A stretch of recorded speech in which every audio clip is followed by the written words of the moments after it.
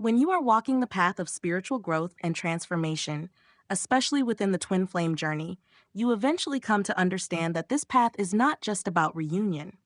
It is about wholeness. It is about the deep and powerful return to your true self. And as the divine feminine, you carry an immense light within you, a soft yet fierce presence that is constantly being reshaped through cycles of surrender, healing, and evolution. One of the most sensitive and intense phases of the twin flame journey is the return of the divine masculine. After periods of separation, whether marked by silence, distance, emotional detachment, or conflicting energies, their return can stir up a storm inside you. It can reignite the deepest emotions you thought you had already made peace with. It can cause you to question your growth, your choices, and your place in this divine union. You may feel everything at once: joy, fear, love, confusion, excitement, and anxiety. In those moments, your balance is your sanctuary. Your groundedness is your shield. Your inner alignment is your guiding light. The energy of the divine masculine carries movement. It comes with purpose, action, and sometimes disruption.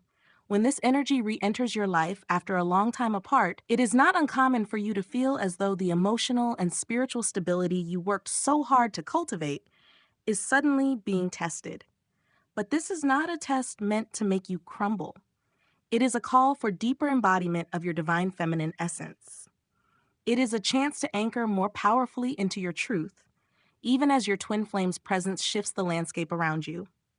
In today's video, we will reveal how you, as the divine feminine, can keep your energy balanced when your divine masculine comes back. Let's start. Number 1. Stay rooted in your self-worth. When your divine masculine returns, it can trigger an emotional tide within you.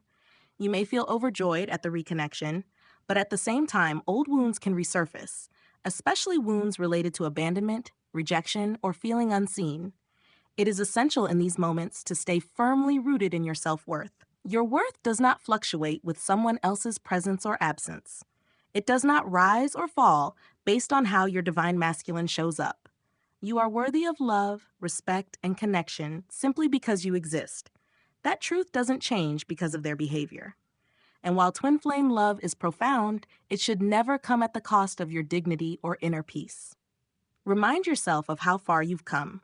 You've faced your shadows. You've grown spiritually and emotionally. You've done the work that many shy away from. You've earned your own self-respect through the tears, the awakenings, the boundaries, and the letting go. Don't abandon that foundation just because someone else is stepping back in. One of the most loving things you can do for yourself is to watch your inner dialogue. When your twin returns, monitor the voice inside your head. Is it filled with self-doubt, fear of losing them again, or questioning your own value? If so, gently redirect it. Speak to yourself with love. Affirm your completeness. Affirm your sacredness. Affirm that you are not waiting to be chosen.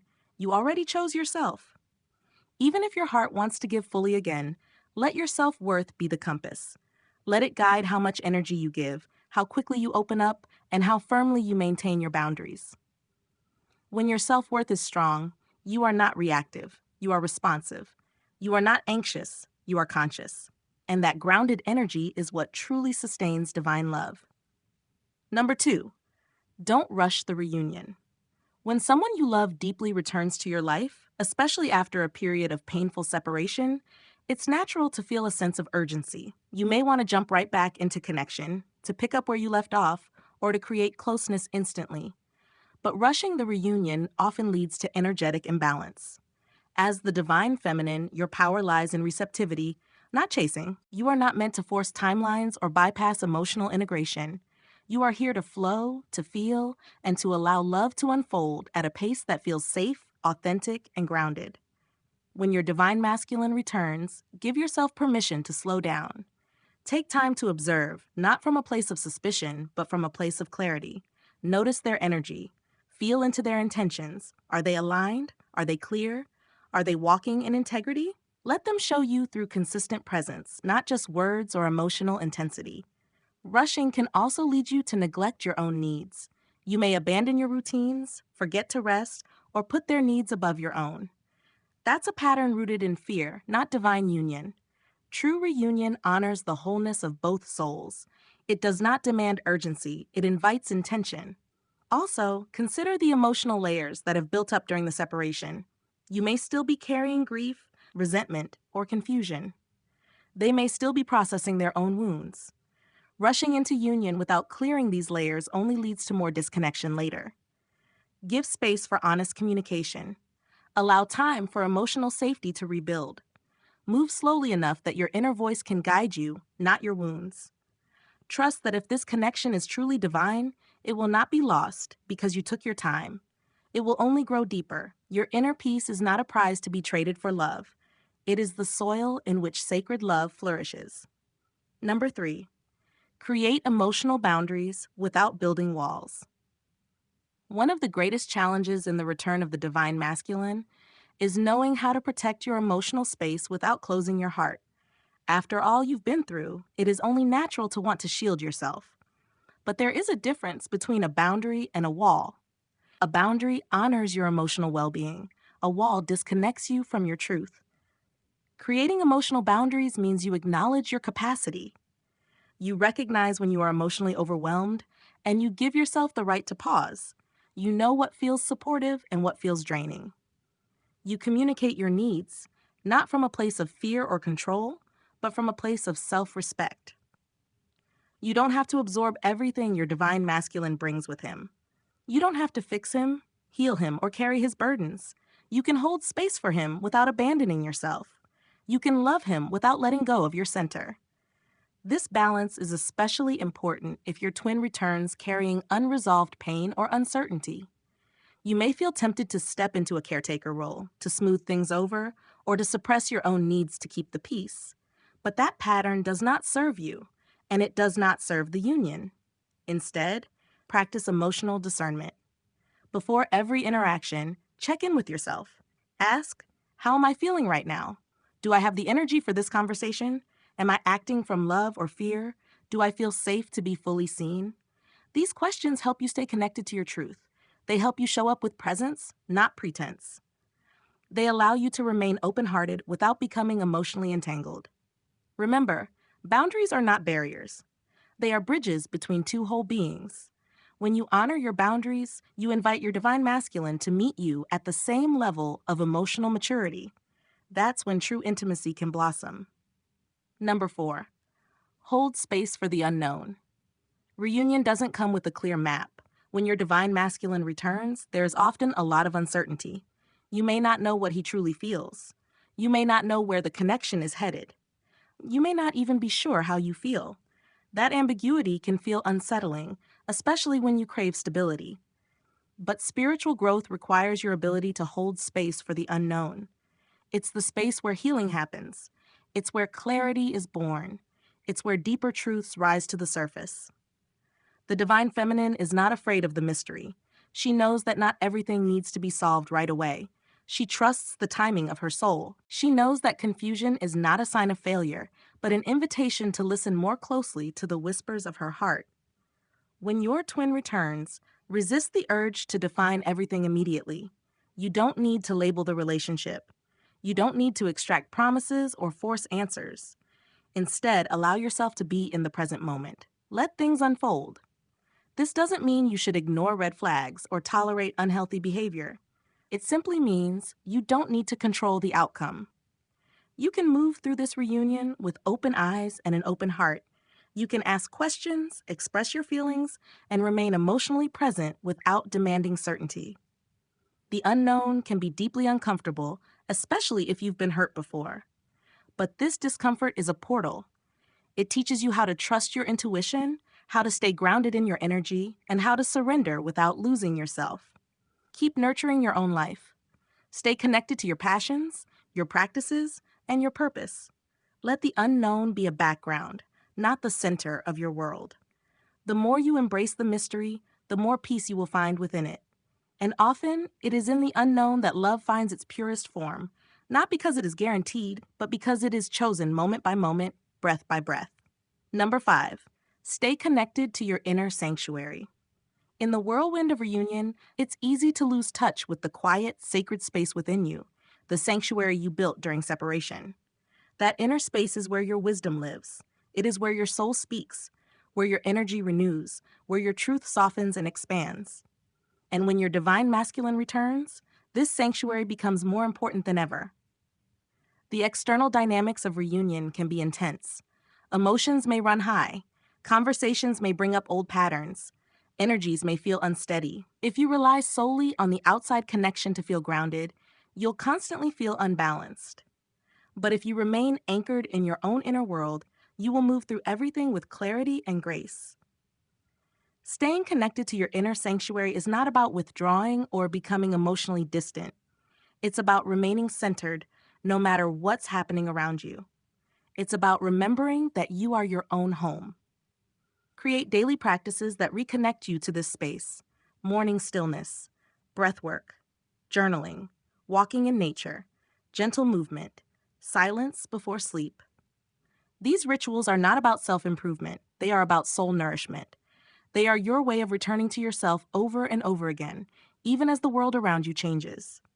When your divine masculine returns, it's easy to shift your focus outward, to wonder what he's thinking, what he's feeling, what he's going to do next. But each time you notice your energy going outward, bring it back. Ask yourself, how do I feel? What do I need right now? What part of me is asking for love? This sacred self-inquiry is what keeps your energy balanced. It helps you respond instead of react. It helps you hold space without losing your own. It keeps your divine feminine essence flowing, clear, and magnetic. You are not just preparing for union with your twin. You are deepening the union with your soul. That is the foundation of every sacred relationship. That is what allows divine love to thrive. Not chaos, not dependency, not fear, but two souls standing fully in their own light, deeply connected within themselves first. Let your inner sanctuary be your temple. Visit it daily. Listen to it. Trust it. And from that place of wholeness, let love come to you, not to complete you, but to meet you. Number 6, detach from the outcome, embrace the journey. One of the greatest sources of suffering on the twin flame path is attachment to a specific outcome. We often imagine how the reunion should look. We crave certain words, gestures, or timelines. We want to know how it all ends. Will we be together? Will they stay this time? Will the pain finally disappear?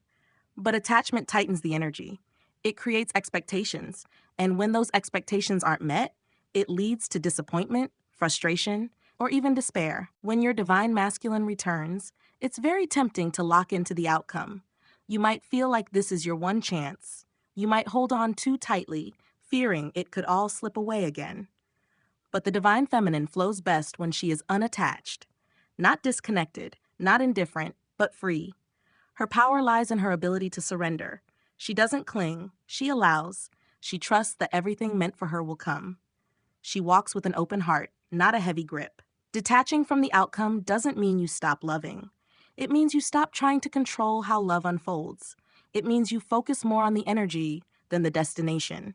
You become more interested in alignment than in appearances. When your twin returns, give your love freely, but without demands. Let your connection be what it is in this moment, not what you think it must become. Be present with what is. Celebrate the return without trying to predict the future. Allow space for surprises. Allow room for your growth too. The more you release the need to know how things will unfold, the more peace you create within. You begin to enjoy the journey itself. Each conversation, each moment of eye contact, each shared breath. You become less concerned with permanence and more attuned to authenticity. This detachment is not cold, it is wise. It's what keeps your energy clean, light, and magnetic. It's what allows divine love to rise in its own timing, on its own terms, in the way that serves both of your highest selves. Your path is sacred not because of where it leads, but because of who you become while walking it. Embrace the journey. Let the outcome take care of itself. Number 7, embody the divine feminine fully. The return of your divine masculine is not just about him coming back. It's about you stepping forward. It's about you embodying your divine feminine energy with deeper truth, deeper courage, and deeper love than ever before. This is your time to rise, not just in relationship, but in soul. The divine feminine is not passive. She is powerful. She creates, she alchemizes, she births transformation through her presence. When your twin returns, he's not just looking for comfort. Consciously or not, he is drawn to your light. He is magnetized by your wholeness, your groundedness, your softness paired with strength. This is why your embodiment matters, not to prove anything, not to earn his love, but because your full presence is your gift. It is what shifts the dynamic from confusion to clarity. It is what holds the sacred container for reunion to unfold. Embodying your divine feminine means being in tune with your emotions without being ruled by them. It means speaking your truth gently but firmly. It means honoring your intuition, even when it contradicts logic. It means trusting your body, your cycles, your inner knowing. It means walking through the reunion not with fear, but with fierce grace. If your divine masculine is still navigating his own healing, your embodiment becomes even more important. You are not here to fix him. You are here to be your fullest self. And in doing so, you show him what it means to live aligned. That light becomes a mirror, an invitation, a reminder of what is possible. This is not a performance. This is not about being perfect or spiritual all the time. It is about being deeply human and deeply divine at the same time. It's about letting your soul speak through your actions, through the way you hold space, through the way you stand up for yourself, through the way you love with an open heart but grounded feet. The more you embody your divine feminine essence, the more you will feel that reunion is not something that happens outside of you. It is already happening within. Each breath, each choice, each moment of self-love is part of the reunion. You are already becoming one with your soul. That is the real union. Everything else follows from there. The return of your divine masculine is not the end of the journey. It is the beginning of a new chapter, a sacred chapter. One where the energy shifts, emotions deepen, and your spiritual strength is called into action in new ways. This phase is tender, raw, beautiful, and transformative. But above all, it is an invitation for you to remain whole as you open to love again, for you to stand in your light even as the past reappears, for you to hold your heart gently while exploring new dynamics with your twin, for you to stay anchored in your divine feminine essence, which is the very heartbeat of this journey. Balance doesn't mean shutting down your love or guarding yourself behind fear. It means being so deeply rooted in your truth that no storm can shake you. It means trusting your inner knowing even when everything outside feels uncertain. It means loving without losing yourself. You are not walking this path alone. You are walking it with the strength of every lesson you've learned, every tear you've shed, and every awakening you've had. You are held by the divine, guided by your soul, and supported by the sacred energy that flows through all twin flames. So when your divine masculine returns, meet him from a place of wholeness, not from expectation, not from fear, but from your fullest truth, from your sacred heart, from your inner sanctuary. Let love meet you there. Let the reunion rise, not as a destination, but as a dance between two souls who are learning, healing, and returning again and again to love. And in that dance, let your divine feminine light shine, always.